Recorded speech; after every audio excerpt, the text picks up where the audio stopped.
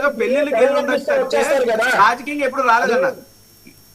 రాజకీయంగా ఎప్పుడు రాలేదన్నారు. అదేవిధంగా విజయనగరానికి సంబంధించి ఇప్పుడు అన్ని కూడా ప్రజా సమస్యలే ఇవి ప్రభుత్వం చేసినటువంటి తప్పులను ప్రశ్నించడానికే వచ్చాడు ఆయన ఏమి మా పార్టీ నాయకుడు గుండెపోటుతో చచ్చిపోతే వచ్చి పరామర్శించడానికి రాలా. మీ ప్రభుత్వం చేతగాంధనం వల్ల, మీ ప్రభుత్వం తప్పుల వల్ల ప్రజల ప్రాణాలు హరించకపోతుంటే వచ్చి మీ ప్రభుత్వానికి కడిగంటేశాడు. దానికి వచ్చాడు జగన్మోహన్ రెడ్డి గారు. ఓకే, దాంతో పాటు విజయనగరం జిల్లాకు సంబంధించి మీ ప్రభుత్వం వైద్య ఆరోగ్య శాఖలో నిర్లక్ష్యంగా వ్యవహరిస్తే అనేక మంది ప్రాణాలు కోల్పోతే ఆ ప్రాంతానికి కూడా జగన్మోహన్ రెడ్డి గారు వచ్చి ప్రభుత్వానికి అల్టిమేటం జారీ చేశాడు. ఈ ఆల్రెడీ విజిటెడ్ ఉత్తరాంధ్ర. అయితే ఈ యొక్క మెడికల్ కాలేజీలకు సంబంధించినటువంటి అంశం ఏదైతే ఉందో దానికి సంబంధించి మాకవరపాలెనికి జగన్మోహన్ రెడ్డి గారు రాబోతా ఉన్నారు. ఎందుకు రాబోతా ఉన్నారంటే మీరు ఏదైతే సింపుల్ గా చెప్తాను సార్ వర్మ గారు, ప్రజలకు కూడా అర్థం అవ్వాలి కాబట్టి, పీపీపీ విధానం అంటే ప్రైవేట్ పరం కాదు అని చెప్పి తెలుగుదేశం కానీ కూటమి కానీ వాదిస్తుంది.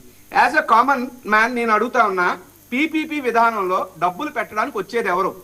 వ్యాపారస్తులు డబ్బులు పెట్టడానికి వస్తారు. ఎందుకు డబ్బులు పెట్టడానికి వస్తారు? ప్రాఫిట్ వస్తుంది కాబట్టి వస్తారు.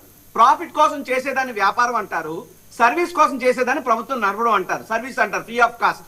ఏ రకమైనటువంటి లాభాపేక్ష ఆలోచించకుండా ప్రజల ఆరోగ్యం కోసం పనిచేసేదాని వ్యవస్థ.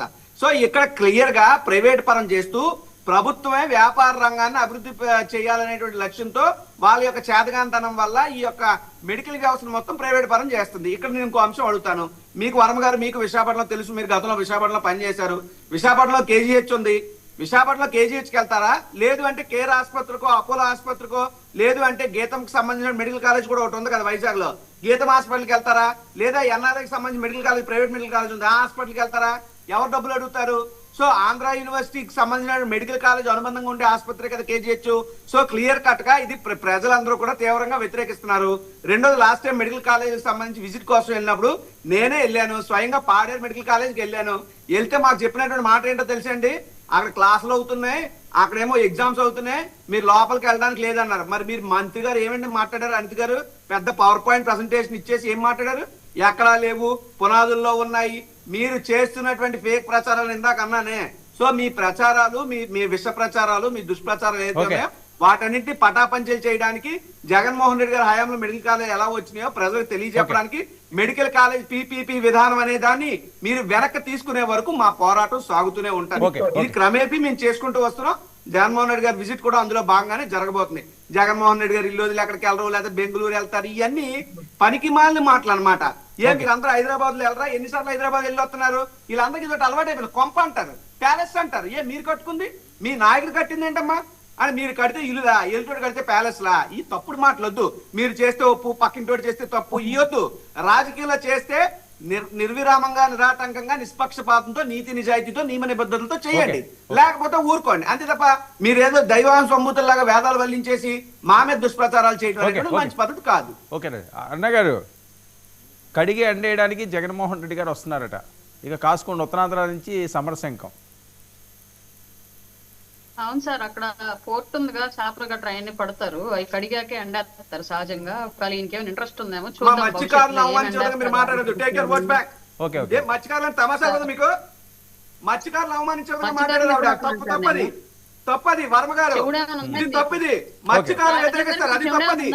మత్స్యకారులను అవమానించడం మాట్లాడారు నువ్వు మత్స్యకారులు అవమానించావు, నువ్వు మత్స్యకారులు అవమానించావు. తీసుకో సార్, మత్స్యకారులు అవమానిస్తున్నాడు. I don't allow this. చెప్తారు, సమాధానం చెప్తారు. రాజీవ్ సమాధానం చెప్తారు, విన్నాం. నీకు ఉత్తరాంధ్ర అంటే నీచంగా ఉందా? నీకు ఉత్తరాంధ్ర అంటే నీచంగా ఉందా? నీకు ఉత్తరాంధ్ర అంటే నీచంగా ఉందా? నీచుకున్నారా? నీ ఇష్టం వచ్చాడు మాట్లాడద్దు. మీరు ఆపాదించొద్దు. నేను అసలు అక్కడ మత్స్యకారు టాపికే రాలేదు నోటితో. నాకు చేపలను కడిగే ఎండేస్తారు అన్నాను. చేపలను కడిగి ఎండడానికి మత్స్యకారులకి ఏంటి సంబంధం? మీరు ఎండేసుకోవాలి, కడిగి ఎండేసుకోవాలి చేపలు అంటే. జిక్కుతుంది ఉద్యోగ ఆరోపణ మీద దొరుకుతుంది అంటే ఎవరో ఉద్యోగం మీ ఇష్టం వచ్చినట్లుగా. గత 5 ఏళ్ళు ఈ వృద్ధుడికే పక్కన పెట్టేశారు జనాలు. అసలు నేను మత్స్యకారు టాపిక్కే చాలా మీకు ఎక్కడికి వచ్చింది?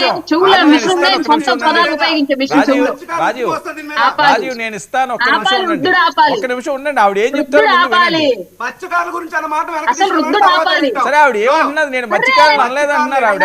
ఒక్క నిమిషం వినండి, విన్న తర్వాత మనం అసలు మాట్లాడదాం. అంటే వెనక్కి కానీ తీసుకోవడానికి మత్స్యకారులు రోడ్డు మీద ఎండబెట్టుకుంటారా, పోర్ట్ దగ్గర ఎండబెట్టుకుంటామా? ఏంటంటే అది? అసలు ఏ అంటే మేమంతా మంది వెనక్కి ఎవరిలో తీసుకోవడానికి కనబడుతుందంటే మీరు పోర్ట్ అంటే వెనక్కి తీసుకోవడానికి మాట్లాడండి.